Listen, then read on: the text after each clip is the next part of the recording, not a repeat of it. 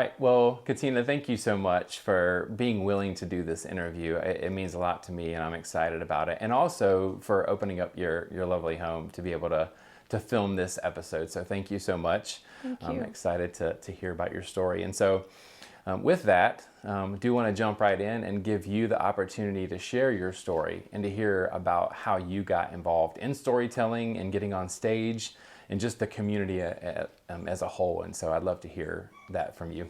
That sounds good. Thank you so much, first of all, for being interested in speaking with me. Yeah. I think for me, storytelling started from way back. I can't think about, a favorite story that I had growing up, but there were always stories. Like I grew up, the first chapter of my growing up was in a small town, and we were 5 kids in my family, and a big outing was to go to the local library. So my mom would, pile us all in the station wagon. Of course, back then there were no seatbelt rules. We could all just squeeze in the station wagon, and we would go to the local library and just spend hours there, reading and then bringing books home. And so there were always books and stories that were a part of my life, and I was really interested in fiction, of course, in those days. And then more than that, in my family, we would sit around, spend a lot of time at the dining room table, in particular when relatives would come, trying to make each other laugh. And that invariably had aspects of storytelling. Sometimes they were really elaborate jokes. Sometimes they were, things that we'd experienced, and we would just sit there for hours, really, after a meal, and just share stories, usually to try to crack each other up. And sometimes there were songs that we would do where there would be a call and response thing, and the caller would be making stuff up as they went along, and the rest of the family was responding to it. And but of course the idea was to just have a good time and entertain each other. So that that idea of just storytelling or having stories, I think, was such a big part of my life growing up. So that when I had my kids, I was really doing the same kind of thing, pushing the stroller to the library, and shout out to local libraries, because it's every day is your birthday when you go in there as a kid, because you just get all of these things. And I would, with my children, I would just be any book you want, any book you want. And then they would just be grabbing books off the shelves. They liked the cover, or, I like horses or whatever. And so, so it was just, this was a constant supply of entertainment. And I loved reading aloud to them. And so I would do that and use different voices for all the different characters. So I think most of my storytelling was in these types of ways, in the sort of familial space, and designed to just kind of enjoy time together. And then I also would ask my kids' teachers if I could come and read to the classroom. And I was always really welcomed in different settings in the different classrooms.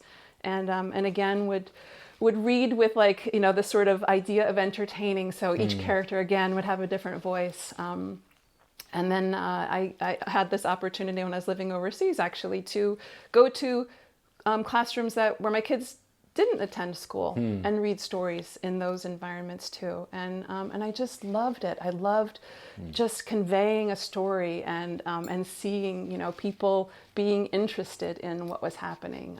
So that I think is probably why I guess the most organic way in which I came to storytelling. Yeah, that's beautiful. That's amazing. I love hearing. It's interesting. The more I talk to people who are in this kind of storytelling world, it is the connection to family and just to growing up and in and around it is always a big part, which is, again, such a beautiful thing, because it's the same for me. I mean, my dad is such a great storyteller, and I remember so many of the stories that he told when I was younger, and so even today I still really hold those dear, and I love it. And you kind of learn also a little bit about your family members in a different way. They might tell a story from their childhood, or my family were relatively recent immigrants to this country, and so sometimes we would hear stories, from Greece, and relatives who we'd never met, and places where we'd never been, and so that was also a part of it. So you kind of learn a part of your history too through that way too. Absolutely, that's great.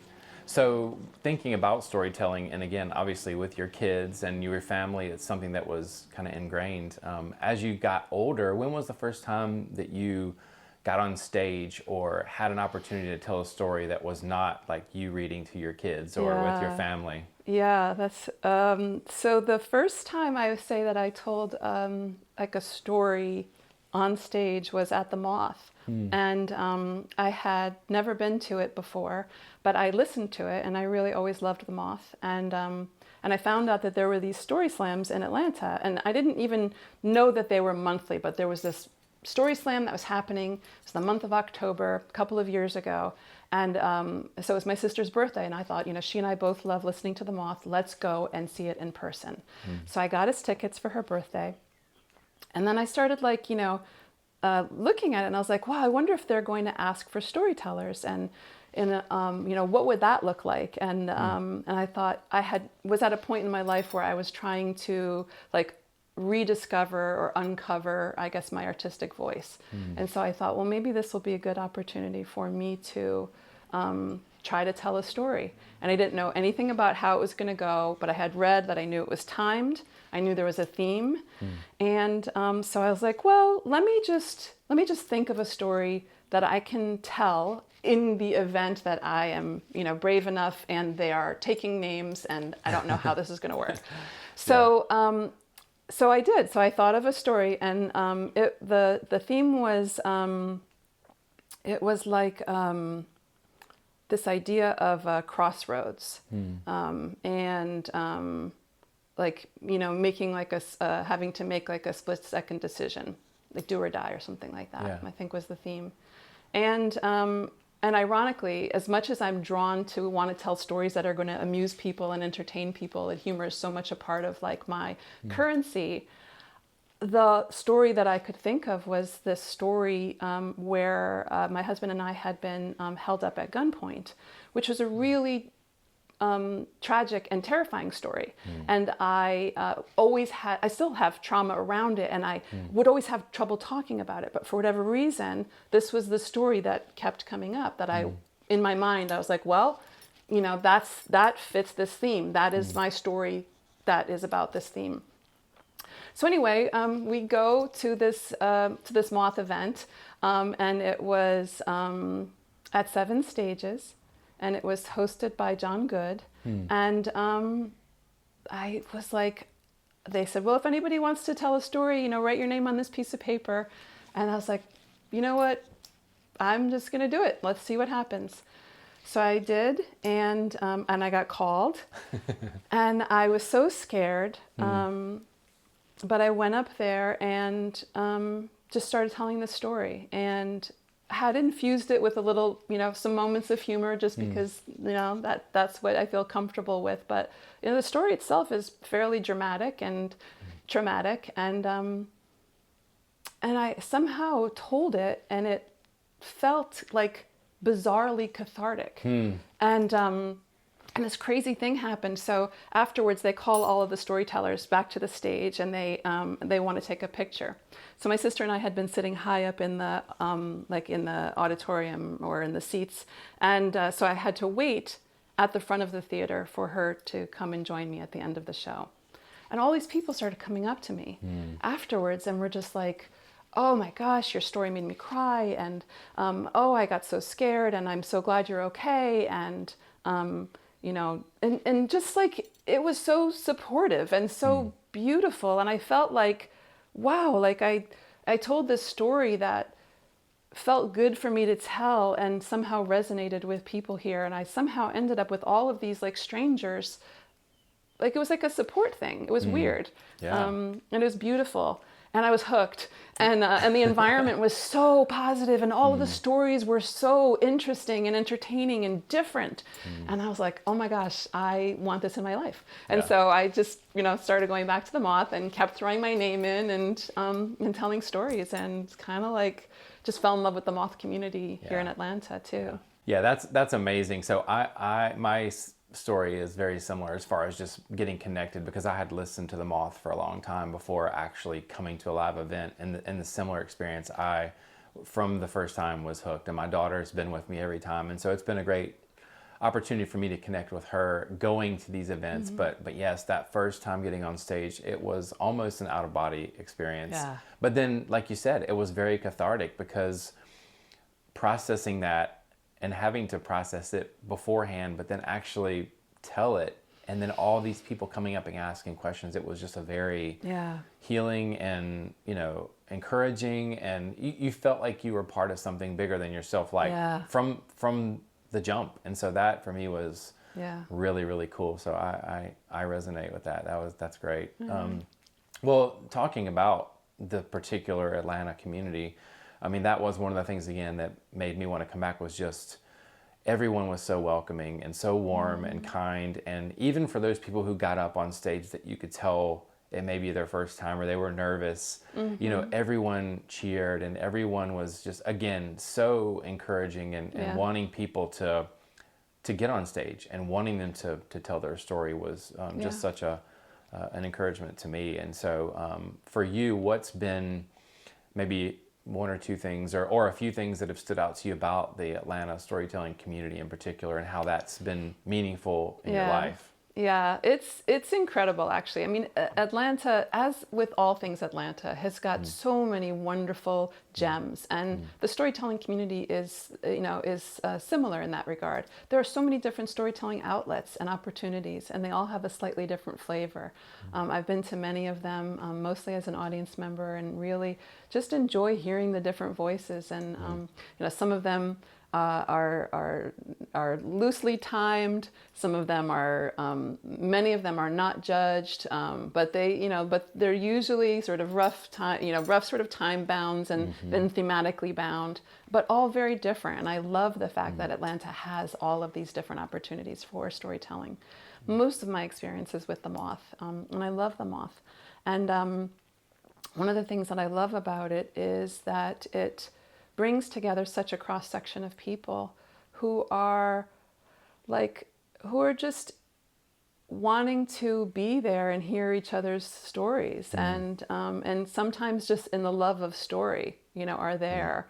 You can have a community that's built around your place of worship, or built around your neighborhood, or maybe your kids' schools, and that tends to kind of have a little bit more homogeneity in people coming together. The Moth is this cross-section of people from so many different places and backgrounds who are there, because they love story and they love live storytelling. And it's so strange, because you are able to connect with people who somehow your story might resonate with them, or even if it doesn't directly resonate with them, they still appreciate it. And so that's a beautiful thing, I think. And shout out to the Atlanta Moth people. Previous host John Good, current host Al Wiseman, Gina Williams, the producer. I think a lot of their work has been about building this community of, space of just welcome, I think, So even when, I think you sort of hinted at this, sometimes a teller will get up and maybe loses their way in their story. And the audience is just, I've always seen them there for them, just encouraging them and applauding them. And it's truly one of the most beautiful things, just how this community comes together, and you talk to people, and I just feel like it's one of the rare spaces where you can just come together with people, and find this connectivity. Absolutely. And, It's a beautiful thing, for sure. And I was thinking, even one of the ones that we went to not long ago, there was a gentleman that was there for his first time, and he wasn't familiar with the Moth, but had just heard about the event and came and had a poem prepared ahead of time, but didn't realize that this was not the Yeah. space for spoken word. And when he got up, you know, again, just how gracious Al and the crowd was with him, you know, and still trying to uphold kind of what the moth is about and saying, well, this is not what we do, but like, can you still tell us a little bit about your, and just even seeing that Yeah. person, you know, that could have been, depending on how that was handled, that person could have gone away and felt, you know, like I'll never go back. But Right. but he, at the end, talking to him, was so encouraged and was like, I can't wait to come back. Next time I'll have a story ready. Yeah. And so it was really cool to see. It's true, and Yeah. it's interesting. Like loving the moth as a listener on like the radio or the podcast is beautiful, and it is completely different. Yeah. From loving the moth inside the room Yeah. with the storytellers, collectively together with the audience. There is something else that happens in that room where you are, like the energy and the sort of collective togetherness that is, you just, Yeah. maybe you can feel it or sense it when you're listening, but I mean when you're listening on the radio, but when you're in that room, it's like a couple of hours once a month to just go Yeah. and feel Yeah. completely connected, and like Totally. anything can happen, but it's going to be okay. Yeah, yeah, it's Yeah. definitely magical for sure. I love Yeah. it. So, well, the last to kind of close out our time, I would love for just to open it up to you and say, is there anything else about storytelling or maybe a story or something that you would like to share that, you know, is meaningful to you? Yeah, thanks for that. You know, I've been, I guess, talking about my storytelling connections from a personal perspective. I wanted to share a little bit about, I had an opportunity for many years through my work in public health to use storytelling as a medium for basically health communications.